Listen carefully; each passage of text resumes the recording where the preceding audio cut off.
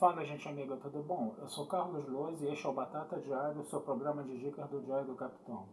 E hoje, né, como prometido, né, eu já prometi isso há muito tempo, estou devendo isso há muito tempo, tá? Eu finalmente vou começar a falar de Jornada nas Estrelas Prod, né, aquela animação da Nickelodeon, né, que as pessoas estão falando muito bem, né, quem assistiu está falando muito bem dessa animação, né, e eu ainda não tinha tido a oportunidade de parar para ver. Hoje eu vi os 5 primeiros episódios, tá? E eu vou aqui dar as minhas impressões desses 5 primeiros episódios e no vídeo futuro a gente vai falar um pouco mais sobre Prod.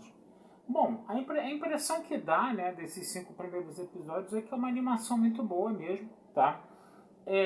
Vamos falar um pouquinho aqui do plot da história, né? Começa numa colônia penal, né? Você tem um personagem chamado Dal-Hel, que é o protagonista, que é um adolescente que mal se sabe de onde é a origem dele, né? Ele não sabe a origem dos pais, ele não sabe de que espécie ele é, coisa e tal. E ele está naquela colônia penal tentando fugir daquela colônia penal. O diretor dessa colônia penal é uma entidade do mal, vamos dizer assim, chamada Grande Adivinho. É um cara do mal chamado Grande Adivinho, né? E ele tem uma filha chamada Gwyn, né? E o Grande Adivinho está procurando um fugitivo que seria o Fugitivo Zero. E ele acredita que esse Dal-Hel ele tem algumas informações sobre esse Fugitivo Zero. Então ele bota a filha dele, a Gwyn, né? Para tentar arrancar informações desse Dal-Hel para encontrar o Fugitivo Zero. Aí ela dá pro Dal-Hel vamos dizer assim, um prazo para ele encontrar o Fugitivo Zero. Ele acaba encontrando o Fugitivo Zero, né? Mas também acaba encontrando uma nave da Federação chamada Protostar, que esse grande adivinho aí estava procurando há muito tempo. Por isso que aquela colônia penal estava funcionando, por isso que aqueles prisioneiros estavam quebrando tanta pedra naquele asteroide, planetóide, ou seja lá o que fosse. O que vai acontecer? O Dal-Hel ele vai ver uma chance para poder fugir, né, dessa colônia penal com essa nave, né? Ele reúne mais alguns outros prisioneiros ali que vão ser a tripulação dessa nave, né? E junto com esse Fugitivo Zero, que é uma forma de vida energética que está dentro de uma espécie de armadura esférica, redonda, para ele ter uma forma corpórea ali no caso, né? Esse Fugitivo Zero. E aí eles acabam descobrindo, né, que a nave ela tem um holograma para instruir eles, né, a poder pilotar a nave.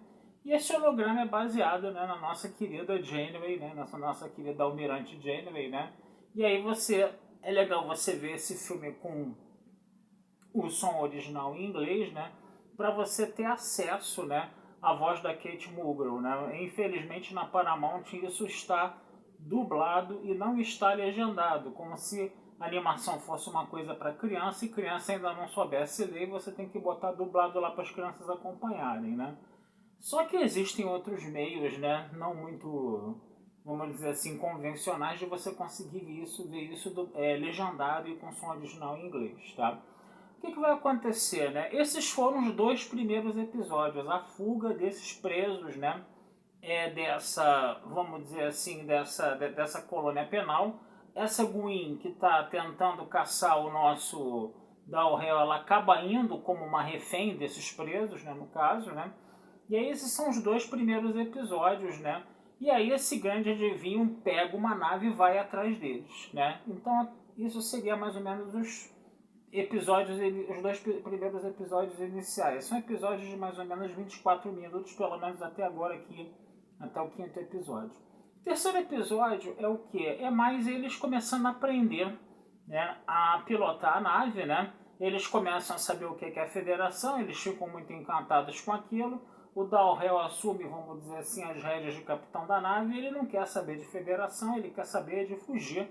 E ele fica com medo, né, de ser preso, né, pela federação e ser devolvido lá para o Grande Adivinho, até porque eles roubaram uma nave da federação, né, no caso, né?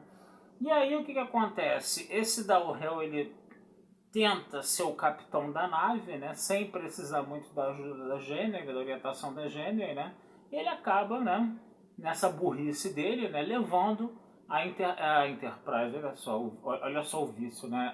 O nome da nave é Protostar, tá, gente? USS Protostar. Ele acaba levando a Protostar para um sistema binário que é composto de uma anã branca, uma estrela a anã de sequência principal, que está sendo canibalizada por essa anã branca, né? E o campo gravitacional ali é estúpido e a protostar acaba sendo sugada por esse campo gravitacional. E aí ele acaba, né, pedindo ajuda para Janeway para se livrar dali. E meio com a ajuda da Janeway, e meio com as decisões dele, ele consegue fazer a protostar fugir desse campo gravitacional, desse sistema binário, né? Até aí tudo bem, né, gente? A gente está vendo Star Trek. Para mim, esse negócio de uma nave estelar ficar presa pelo campo gravitacional no sistema binário, tudo isso para mim é ficção de Star Trek mesmo, tá? Que a gente já viu em outros carnavais. E o quarto e o quinto episódio, eles fazem uma espécie de episódio duplo, né? Que eles encontram um planeta de classe M, né? No sistema Road, né? A Janeway fala que é obrigação daqueles cadetes da Frota Estelar, né? Que ela entende, né? O holograma entende que aqueles ex-presidiários são cadetes da Frota Estelar, né?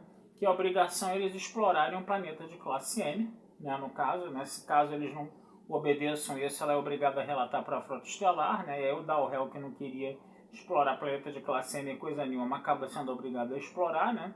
E aí é um planeta de classe M parasisíaco, mas na verdade o planeta é um organismo vivo que está querendo consumir, né? Querendo comer, né? Aqueles presidiários. Nisso a Gwen ela acaba conseguindo fugir da prisão, ela estava encarcerada, né? Ela tenta roubar a nave, tá?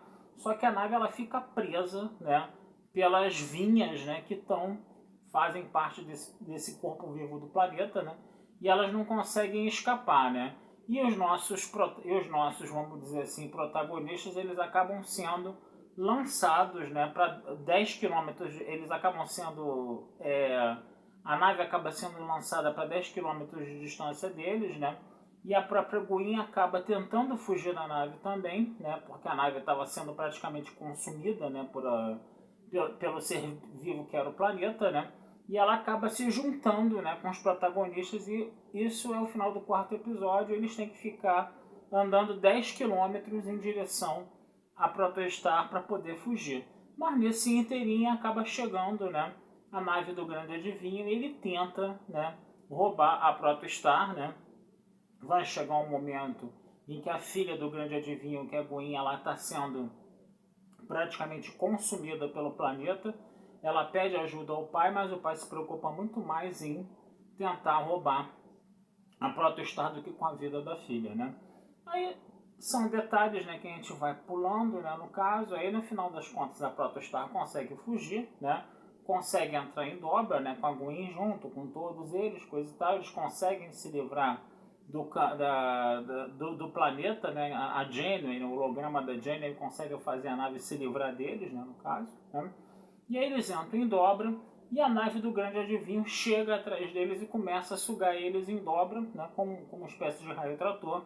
E aí eles acabam descobrindo, né, que dentro da USS Protostar tem um motor, meio que motor de dobra, que seria uma protoestrela, né? Aí eles deram uma forçada danada, né? Vamos dizer assim, fizeram aquela ficção científica muito over demais, né? E aí eles deram uma forçada de barra danada, porque uma nave da Federação C, né? Vamos dizer assim, equipada com um motor que é uma protoestrela, né? Primeiro que não caberia, né? Vamos ser bem sinceros, por menor que a protoestrela seja, não caberia dentro de uma nave, né? Como a Protostar, no caso, né? Mas aí é aquela coisa, né? É a famosa licença poética, é aquela ficção científica muito exagerada que acaba batendo nas portas, né? Da fantasia, né? Isso é um pouco perigoso para a ficção científica, mas aí deixa quieto, né? Foi uma forma que eles conseguiram, né? Para acionando esse motor de protoestrela, eles conseguiram fugir, né, do Grande Adivinho. E o quinto episódio termina assim com o Grande Adivinho pau da vida lá, né, que perdendo o contato completamente da Protostar, né, e os nossos protagonistas fugindo, né. E aí a gente vai ver agora o que vai acontecer nos próximos episódios aí. Gente, gostei. Eu vou ser sincero para vocês. Esse negócio de visitar um planeta classe M com um organismo vivo, que é perigoso, isso a gente já cansou de ver em Jornada nas Estrelas. Isso é Jornada nas Estrelas, tá? A coisa também da nave encontrar um sistema binário, ser atraída pelo campo gravitacional do sistema binário, correr o risco de ser destruído. Essa Jornada nas Estrelas também, né? Essa definição desses personagens. Quem são personagens de uma animação, né? Então eles têm um quê um pouco infantil, claro, né? Que é o tipo do público, né? Que está indo aí no caso, né? Mas é uma animação que a gente sente que tem uma diferença com relação a Lower Decks. Se Lower Decks é muita galhofa, né?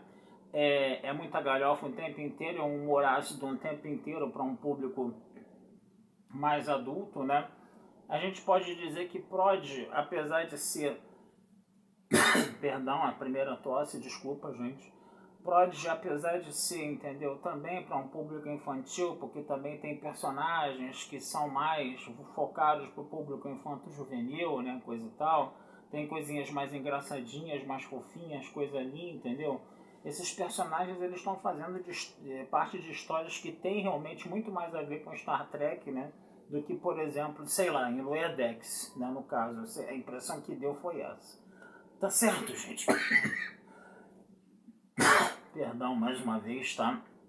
Então vou ficando por aqui, porque agora minha garganta não tá mais podendo falar mais nada. Vou desejar vida longa e próspera a vocês, tá? Numa outra oportunidade a gente vai continuar a falar sobre Prod. Eu quero ver se eu pego mais um grupinho de episódios para conversar com vocês, tá? E assim a gente vai conversando sobre essa primeira temporada dessa animação aí, que pra mim começou muito boa.